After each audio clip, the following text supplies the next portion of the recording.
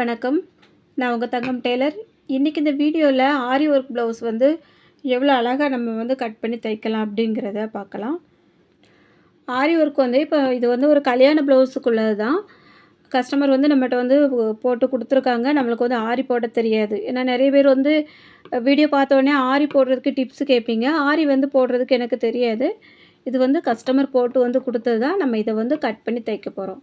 இதை எவ்வளோ அழகாக நம்ம நுணுக்கமாக தைக்கலாம் அப்படிங்கிறத இந்த வீடியோவில் வந்து நான் உங்களுக்கு சொல்கிறேன்.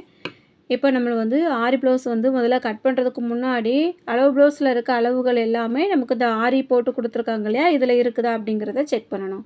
நெக்கோட உயரம் அகலம் எல்லாமே நமக்கு கரெக்டாக இருக்குதா அப்படிங்கிறத அளவு ப்ளவுஸ் வச்சு அவங்க வந்து போட்டு கொடுத்துருக்காங்க இல்லையா, அதுலேயே நம்ம வந்து செக் பண்ணி ஒரு டைம் பார்த்துடணும். அது போக நம்மளுக்கு வந்து என்ன அளவுகள் ஏதாவது மாற்ற சொல்லியிருக்காங்களா அப்படிங்கிறதையும் கவனமாக நம்ம வந்து நோட் பண்ணி வச்சிடணும். ஏன்னா அந்த மாதிரி ப்ளவுஸ் எல்லாமே பார்த்திங்கன்னா ஒரு குறிப்பிட்ட ஃபங்க்ஷனுக்காக தான் எல்லாமே வந்து ரெடி பண்ணி கொடுக்குறது. அப்போ நம்ம அதை வந்து ரொம்ப தெளிவாக செஞ்சு கொடுக்கணும். இப்போ நான் வந்து பின் கழுத்து கையோட உயரம் எல்லாமே அளந்துட்டேன். முன்பக்கம் கழுத்து மட்டும் அளந்துக்கிட்ட போகிறேன் பாருங்கள். இதில் மட்டும் கொஞ்சம் இறக்கம் அதிகமாக இருக்கிற மாதிரி இருக்குது. அதனால் நான் வந்து நம்ம இந்த அளவு வந்து கொஞ்சம் கம்மியாக எடுத்து தான் தைக்க போகிறோம். இதில் இருக்க அளவுக்கே எடுக்கலை. அகலம் வந்து ஓகே, உயரம் வந்து கொஞ்சம் கம்மியாக எடுக்க போகிறோம். இப்போ வந்து லைனிங்கில் எல்லாமே நான் வந்து கட் பண்ணி எடுத்து வச்சுருக்கேன். கை வந்து கட் பண்ணியிருக்கேன். பின்பக்கம் முன்பக்கம் எல்லாமே கட் பண்ணி எடுத்துட்டேன். நார்மலாக நம்ம எப்போவுமே கட் பண்ணுவோம் இல்லையா, அதே மாதிரி தான் கட் பண்ணியிருக்கேன். நெக் மட்டும் கட் பண்ணலை. முன்கழுத்து பின்கழுத்து எதுவுமே நான் கட் பண்ணலை. அப்படியே மார்க் பண்ணி வச்சுருக்கேன். 2 பக்கத்தையும் இந்த சைட்லேயும் தெரிகிற மாதிரி நான் லைட்டாக மார்க் பண்ணி விட்டுருக்கேன் பாருங்கள். இதை வந்து நம்ம நல்ல கிளாத்தில் கட் பண்ணிவிட்டு தைக்கும்போது தான் அந்த வளைவுகளில் நம்ம வந்து தையல் போட்டு தைக்க போகிறோம்.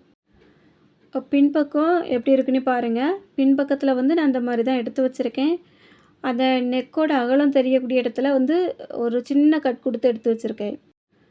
நம்ம வந்து நார்மலாக நெக்கோட அகலம் எப்படி எடுப்போம் அதே மாதிரி தான் நான் எடுத்து இதில் வந்து மார்க் பண்ணியிருக்கேன். உயரமும் நான் வந்து கரெக்டாக இதில் மார்க் பண்ணி வச்சிட போகிறேன். அப்போ தான் நமக்கு வந்து அந்த ஆரி எந்த அளவுக்கு போட்டிருக்காங்க, அதுக்கு மேலே எப்படி தைக்கணும் அப்படிங்கிறத நம்ம வந்து நோட் பண்ணிவிடலாம். இப்போ வந்து நெக்கோட உயரம் தையலுக்கு எல்லாமே சேர்த்து 9 இன்ச்சு வந்து நான் மார்க் பண்ணியிருக்கேன். மேலே வந்து 1/2 இன்ச்சு பிடிச்சி தைப்போம். அதுக்கப்புறமா கீழே வந்து தைக்கிற இடத்துல ஒரு 1/4 இன்ச்சு வரும். அப்போ நம்மளுக்கு வந்து 3/4 இன்ச்சு அதிகமாக இருக்கிற மாதிரி தான் பார்க்கணும். அதனால் அந்த மாதிரி நான் வந்து பாக்ஸ் வரைஞ்சி விட்டுருக்கேன். இப்போது நெக்கோட அகலம் பார்த்திங்கன்னா 2.25 இன்ச்சு வந்திருக்கு. இதில் நம்ம வந்து தைக்கும்போது சரியான அளவு வந்துடும். அதில் ப்ளவுஸில் நமக்கு ஆரி போட்டிருக்கோம் இல்லையா, அதில் வந்து எந்த அளவுக்கு இருக்குது அப்படிங்கிறதையும் செக் பண்ணி பார்த்துடணும் ஒரு டைம். இப்போ இந்த சென்டரில் நான் மேலேருந்து கீழே வரைக்கும் நேரே ஒரு மார்க் பண்ணியிருக்கேன் பாருங்கள். இது வந்து நமக்கு அந்த ஆரி ப்ளவுஸில் வச்சு தைக்கும்போது சென்டர் வந்து விலகாமல் இருக்கிறதுக்காக அந்த மார்க் வந்து பண்ணியிருக்கேன். இப்போ நம்ம வந்து இந்த ப்ளவுஸை விரித்து பார்த்துட்டு அளவுகள் எல்லாம் கரெக்டாக இருக்குதா அப்படிங்கிறத ஒரு முறை பார்த்துட்டு நம்மளுக்கு வந்து அந்த நெக் பகுதி இருக்குது பாருங்கள், அதை எடுத்து அப்படியே 2ஆக வந்து மடிச்சிடணும். இந்த மாதிரி நம்ம 2ஆக மடிக்கும்போது அளவுகள் வந்து கொஞ்சம் அங்கங்கே விலகிடக்கூடாது, ஒரே மாதிரி வரணும். அதனால் கொஞ்சம் கீழே இருக்கிறது அந்த ஆரி போட்டிருக்கிறது இருக்குது பாருங்கள், அதுவும் மேலே இருக்கிறதும் அந்த நெக் பாயிண்ட் எல்லாமே ஒன்று போல் இருக்கா அப்படிங்கிறத கொஞ்சம் கவனிச்சுட்டு நம்ம வந்து சரியாக மடித்து போட்டுடணும். இப்போ இதுக்கு மேலே லைனிங் எடுத்து வைக்கணும். லைனிங்கில் நம்ம நெக்கோட உயரம் மார்க் பண்ணியிருக்கோம் பாருங்கள், அது வந்து அந்த ஆரி போட்டிருக்கும் இல்லையா, அதுக்கு மேலே வர்ற மாதிரி கரெக்டாக அப்படியே எடுத்து வச்சிடணும். அதுக்கப்புறமா ஷோல்டரையும் நம்ம கவனிக்கணும். அந்த மேலே கழுத்து பகுதியில் வந்து ஆரி போட்டிருக்காங்க பாருங்கள், அதை விட்டு ஒரு 1/2 இன்ச்சுக்கு மேலே நமக்கு லைனிங் இருக்கிற மாதிரி பார்த்து எடுத்து வச்சிடணும். இப்போ லைனிங்கை வந்து சரியாக வச்சுட்டு அந்த லைனிங்கோட அளவுக்கு எல்லா இடங்களையுமே நான் சுற்றி வந்து ஒரு 1/2 இன்ச்சுக்கு அதிகமாக அந்த நல்ல கிளாத் வர்ற மாதிரி தான் நான் கட் பண்ணி எடுத்திருக்கேன். நம்ம வந்து இதுக்கு மேலே தைச்சிட்டு அதுக்கப்புறமா கூட லைனிங்கை விட்டு எக்ஸ்ட்ரா நிற்கக்கூடியதை கட் பண்ணிக்கிடலாம். கொஞ்சம் எக்ஸ்ட்ரா நம்ம விட்டு கட் பண்ணுறதுல பிரச்சனையே கிடையாது. கட் பண்ணி எடுத்தாச்சு. அடுத்தது வந்து கை வந்து கட் பண்ணணும். கை ஒரு பக்கத்தில் உள்ள பெரிய பார்டரில் தான் 2 கைக்கும் வந்து போட்டு கொடுத்துருக்காங்க. இப்போ இது எல்லாமே 2 பக்கத்தில் உள்ள கையும் ஒரே மாதிரி அளவில் இருக்கா அப்படின்ட்டு வச்சு பார்த்துடலாம். பார்த்துட்டு நம்ம வந்து லைனிங்கில் கட் பண்ணி வச்சுருக்கோம்ல, அதை இதுக்கு மேலே அப்படியே எடுத்து வச்சுட்டு கட் பண்ணி எடுத்துட வேண்டியதுதான். ரொம்ப நுணுக்கமாக கட் பண்ணணும் அப்படின்ட்டு அவசியம் இல்லை. நம்ம வந்து அந்த சுற்றி வரக்கூடிய இடங்களில் வந்து கொஞ்சம் விட்டுட்டு கட் பண்ணிடலாம். இப்போ 2 கைக்குமே நான் இந்த மாதிரி கட் பண்ணி எடுத்து வச்சுட போகிறேன். அதுக்கப்புறமா நம்ம வந்து முன்கழுத்து இருக்கு இல்லையா, முன்பக்கம் அதை வந்து நம்ம கட் பண்ணணும். இப்போ அங்கங்கே துணி வந்து கொஞ்சம் வித்தியாசமா தான் இருக்கும். ஏன்னா நம்ம ஒரு பக்கத்தில் பின்பக்கம் கட் பண்ணியிருப்போம், கைக்கு ஒரு பக்கம் கட் பண்ணியிருப்போம். அது போக நம்ம முன்பக்கத்துக்கு வரக்கூடிய கிளாத் வந்து எந்த அளவுக்கு இருக்குது, எந்த இடத்துல கட் பண்ணலாம் அப்படின்ட்டு ஒரு முறைக்கு கூட ஒரு முறை வந்து நல்லா கரெக்டாக செக் பண்ணிவிட்டு கட் பண்ண ஆரம்பிங்க. இதில் வந்து நம்ம முதலே சொல்லக்கூடிய பாயிண்ட் ஒன்று நான் மறந்துட்டேன். நம்ம லைனிங்கில் வந்து அளவுகள் வந்து கட் பண்ணுறதுக்கு முன்னாடி இந்த முன்கழுத்து இருக்குது பாருங்க, இது வந்து கிராஸில் கொடுத்துருக்காங்களா, நேர் பீஸில் கொடுத்துருக்காங்களா அப்படிங்கிறதையும் மறக்காமல் செக் பண்ணிடணும். இப்போ இது பார்த்திங்கன்னா நேர் பீஸ், அதனால் நமக்கு பிரச்சனை இல்லை. ஒரு சில பேர் வந்து கிராஸில் கொடுத்துருப்பாங்க. நம்ம கவனிக்காமல் லைனிங்கை வந்து நேர் பீஸில் கட் பண்ணிட்டோம் அப்படின்னா, அதுக்கப்புறம் இது வந்து கிராஸில் இருந்தது அப்படின்னாலும் பிரச்சனை வரும். அதனால் அதையுமே கொஞ்சம் கவனித்து பார்த்துடணும். இப்போ இந்த மிச்சம் இருக்கக்கூடிய கிளாத்தை நான் வந்து அப்படியே வந்து ஆரி போட்டிருக்கிறது மேலே வர்ற மாதிரியும், கீழே ஒரு மடிப்பு வர்ற மாதிரியும் அந்த கிளாத்தை மடித்து போட்டிருக்கேன். முன்பக்கத்துக்கு எல்லா இடங்கள்லையும் அளவுகள் வந்து சரியாக இருக்குதா அப்படின்ட்டு கீழே இருக்கக்கூடிய கிளாத்தையும் கரெக்டாக செக் பண்ணி பார்த்துட்டு, இப்போ லைனிங்லேயும் முதல்ல கட் பண்ணோம்ல அதே மாரி தான். லைனிங்கை விட்டு சுற்றி கொஞ்சம் கிளாத் அதிகமாக இருக்கிற மாதிரி கட் பண்ணி எடுத்துட போகிறேன். ஆரி போட்டிருக்கோம் பாருங்க முன்கழுத்துக்கு, அதில் மட்டும் ஒரு 1/2 இன்ச்சுக்கு மேலே நமக்கு ஷோல்டர் பிடிச்சி தைக்கிறதுக்கு கிளாத்து சரியாக இருக்குதா அப்படிங்கிறதையும் பார்த்துட்டு கட் பண்ணிடலாம். இப்போ வந்து கட் பண்ணியாச்சு.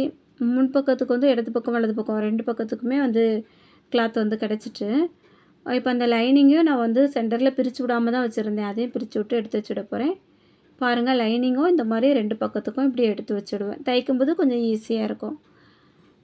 இது வந்து ஒரு பக்கம் எடுத்து வச்சுடுவோம். இதுக்கு போக நமக்கு இதில் இருக்கக்கூடிய கிளாத்தில் வந்து பட்டிக்கு ரோப்புக்கு வந்து நம்ம கட் பண்ணி எடுத்துடலாம். கிளாத்து கொஞ்சம் அதிகமாகவே வந்திருக்கு. ஏன்னா துணி வந்து கொஞ்சம் சின்ன சைஸ் தான், அதனால். இப்போ நம்ம வந்து அங்கங்கே துணிகளை கழிக்காமல் பார்த்து பார்த்து கட் பண்ணோம் அப்படின்னா கொஞ்சம் கிளாத் வந்து ஒரு பக்கத்தில் ஒதுக்கி எடுக்கிற மாதிரி பார்க்கலாம். ஏன்னா எப்போவாவது ஒரு சின்ன மிஸ்டேக் வந்தாலும் நமக்கு இந்த துணிகள் வந்து இருக்கிறது கொஞ்சம் ஹெல்ப்பாக இருக்கும். அதுக்காக தான் எப்போவுமே வந்து துணிகளை நிறையா இருக்குது அப்படின்னாலும் கண்டமேனிக்கு வெட்டி கழிச்சிடக்கூடாது. கொஞ்சம் பார்த்து கட் பண்ணி பழகிறது ரொம்பவே நல்லது. இப்போ பட்டிக்கு ரோப்புக்கு எல்லாத்துக்குமே நான் வந்து கிளாத் கட் பண்ணி எடுத்துட்டேன். இதுக்கப்புறம் தைக்க வேண்டியதான். நம்ம வந்து ஏற்கனவே முன்னாடி வந்து ஒரு ஆரி ப்ளவுஸ் வீடியோ வந்து போட்டிருக்கோம். அதுவுமே நல்லா வியூஸ் போயிருக்கு. நிறைய பேர் யூஸ்ஃபுல்லாக இருக்குது அப்படின்னு சொல்லிட்டு கமெண்ட் பண்ணியிருக்கீங்க. இருந்தாலும் இப்போ நமக்கு வந்து நிறைய சப்ஸ்கிரைபர் புதுசாக வந்துட்டுருக்காங்களே, அவங்க வந்து பழைய வீடியோக்களை பார்க்குறதுக்கு டைம் இருக்காது, தேடி பார்க்க முடியாது. அதனால் நான் வந்து இந்த வீடியோ அப்லோட் பண்ணியிருக்கேன்.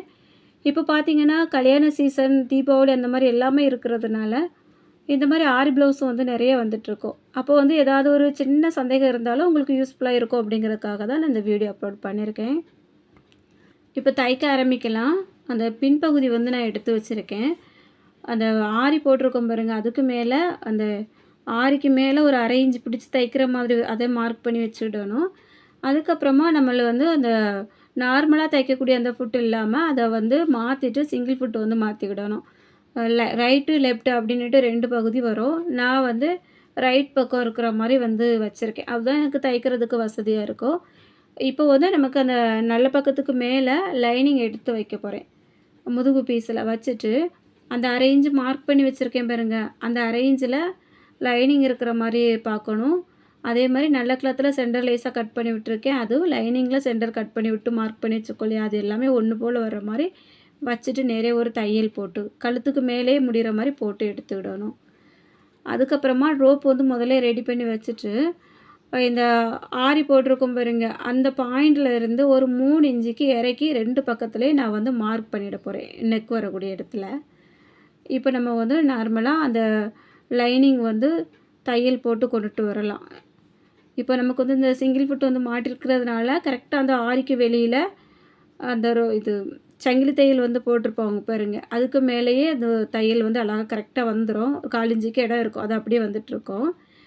இப்போ 3 இன்ச்சுக்கு மார்க் பண்ணியிருக்கோம் இல்லையா, அந்த இடத்துல வந்து இந்த மாதிரி ரோப்பு வந்து வெளிப்பகுதியில் வர்ற மாதிரி வச்சுட்டு அதே நல்லா வந்து ஒரு 2 தையல் போட்டு விட்டுடணும். ஏன்னா ரோப்பு வந்து சீக்கிரமாக பிரிஞ்சு வந்துடக்கூடாது. அதனால் போட்டுட்டு அப்படியே நமக்கு அந்த ஆரி எந்த இடத்துலலாம் வருதோ அந்த பாயிண்ட் வர்ற மாதிரி கரெக்டாக அப்படியே நம்ம வந்து பொறுமையாக தைச்சி கொண்டுட்டு வந்தோம் அப்படின்னாலே கழுத்தோட வளைவு வந்து சூப்பராக வந்துடும். இப்போ கொஞ்சம் பொறுமையாக வந்து தைக்க ஆரம்பிங்க. ஏன்னா புதுசாக தைக்கிறவங்களுக்கு அந்த கரெக்டாக அந்த வளைவுகள் வந்து வர்றதுக்கு கொஞ்சம் கஷ்டமாக இருக்கும். அதனால் கொஞ்சம் பொறுமையாக வருதா இல்லையான்னு செக் பண்ணி பார்த்துட்டு தையல் போடுங்க.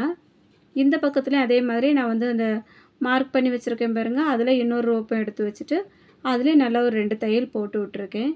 போட்டுட்டு இப்போ இதுலேயே நம்ம வந்து அப்படியே தையல் போட்டு வெளியில் எடுத்தாச்சு. இப்போ லைனிங்கை அப்படி லைட்டாக ஒரு திருப்பி பார்த்துடலாம். நம்ம அந்த பாயிண்ட் கரெக்டாக தைச்சிருக்கோமா இல்லையான்னு. ஒருவேளை செம்மையாக தையல் வரல அப்படின்னா இன்னொரு தையல் கூட போட்டு கரெக்ட் பண்ணிக்கிடலாம். இப்போ தையல் எல்லாமே கரெக்டாக வந்திருக்கு. அந்த தையலுக்கு உள்பகுதியில் 1/4 இன்ச் அளவுக்கு கிளாத் இருக்கிற மாதிரி விட்டுட்டு நான் வந்து அப்படியே சுற்றி கட் பண்ணி எடுத்துக்கிட போகிறேன். இப்போ அந்த வளைவுகள் வரக்கூடிய இடத்துலலாம் நம்ம எப்போவுமே கட் கொடுப்போம் இல்லையா, அதே மாதிரி எல்லா இடங்கள்லையும் கட் கொடுத்துட்டு அதுக்கப்புறமா லைனிங்கை திருப்பி ஒரு பதிவு தையல் வந்து போட்டு விடணும். இந்த தையல் வந்து லைனிங் எங்கேயுமே தெரியாத அளவுக்கு நல்லா அழகாக பதிச்சு வர்ற மாதிரி ஒரு தையல் போட்டு விடணும். இந்த ஆரி ப்ளவுஸில் வந்து இந்த பாயிண்ட் தான் ரொம்ப முக்கியம். இதில் பார்த்திங்கன்னா நிறைய பேர் 1/4 இன்ச்சுக்கு இடம் விட்டு தைச்சிருப்பாங்க, 1/2 இன்ச்சுக்கு இடம் விட்டு தைச்சிருப்பாங்க. அந்த மாதிரி தைச்சிங்க அப்படின்னா அந்த ஆரி போட்டதுக்கு எந்த பலனுமே இல்லை. ஆரி அப்படின்னாலே நமக்கு அந்த சங்கிலி தையல் வந்து வருது பாருங்கள், கரெக்டாக அதை ஒட்டி நமக்கு எந்த கிளாத்துமே வெளியில் தெரியாத அளவுக்கு இந்த மாதிரி நீட்டாக வரணும். இப்போ வந்து இப்போ லைனிங்கில் சுற்றி ஒரு தையல் போட்டுட்டேன். மறுபடியும் நம்மளை வந்து அந்த லைனிங் வெளியில் தெரியாத அளவுக்கு நல்லா உள் பக்கத்தில் லைட்டாக இழுத்து விட்டுட்டு அந்த பீடு ஒர்க்கை ஒட்டியே நமக்கு தையல் வர்ற மாதிரி பொறுமையாக ஒரு தையல் வந்து போட்டு விடலாம். அது இன்னுமே அந்த நெக்கு கொஞ்சம் உழைப்பு கொடுக்கும். இப்போ அப்படியே உள்பக்கத்தில் திருப்பி லைனிங்கை சுற்றியும் ஒரு ஜாயிண்ட் தையல் போட்டு எக்ஸ்ட்ரா கிளாத் எல்லாம் கட் பண்ணி எடுத்து வச்சிடலாம். அதுக்கப்புறமா முன்கழுத்து வந்து தைக்க ஆரம்பிச்சிருவோம். இப்போ நான் வந்து தைக்கிறது வலது பக்கம் தான் தைக்கேன்.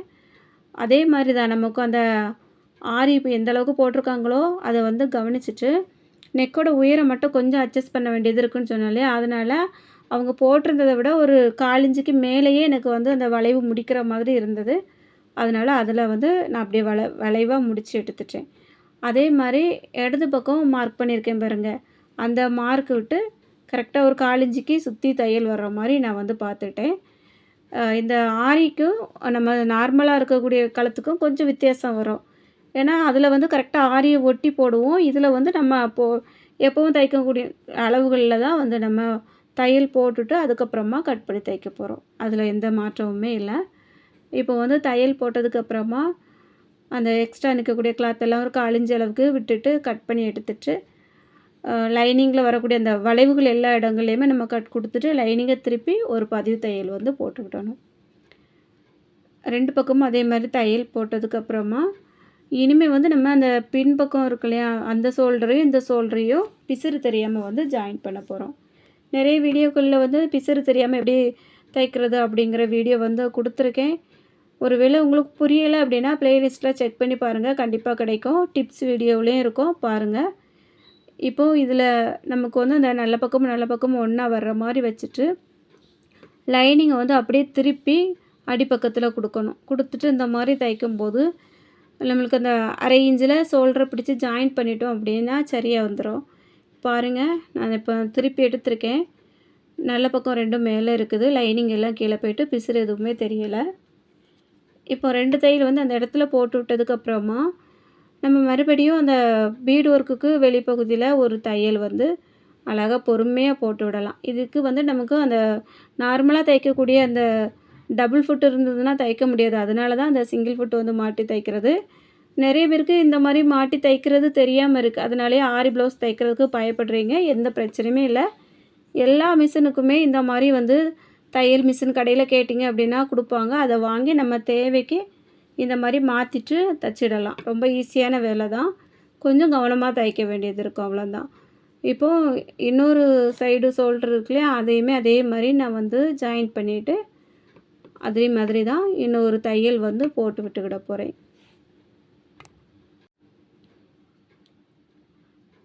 இப்போ இந்த இடது பக்கத்தை பொறுத்த வரைக்கும் நம்ம நார்மலாக அந்த விளிம்பில் தையல் போடுறத விட ஒரு 1/4 இன்ச்சுக்கு கொஞ்சம் அந்த வெளியோடி சுற்றி தையல் போட்டோம் அப்படின்னாலும் கொஞ்சம் பார்க்குறதுக்கு நல்லாயிருக்கும். அதே மாதிரி நான் வந்து தையல் போட்டு வெளியில் எடுத்திருக்கேன்.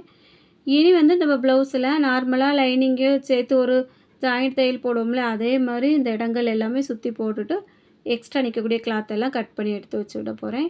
அதுக்கப்புறமா நம்ம டாட் பிடிச்சி பட்டியெல்லாம் வச்சு தைப்போம் இல்லையா, அதே மெத்தடில் நார்மலாக தைக்கிற மாதிரி எல்லா வேலைகளையுமே முடித்து எடுத்துட வேண்டியது தான். இப்போ வந்து கை எப்படி தைக்கிறது அப்படின்ட்டு பார்க்கலாம். கையை வந்து இப்போ நல்ல கிளாத்தை எடுத்து வச்சுருக்கேன் பாருங்கள். கரெக்டாக சென்டர் பாயிண்ட் மேலேயும் கீழேயும் லைட்டாக கட் பண்ணி விட்டுருக்கேன். ஏன்னா அந்த கையோட நுனி பகுதியில் வந்து சென்டர் மாறிடக்கூடாது. அதனால் இந்த மாதிரி கட் பண்ணி விட்டு மார்க் பண்ணியிருக்கேன். அதே மாதிரி லைனிங்லேயும் அந்த அடிக்கையிலையும் லைட்டாக ஒரு மார்க் பண்ணியிருக்கேன். மேலே வந்து ஏற்கனவே கட் கொடுத்து எடுத்து வச்சுருக்கோம்.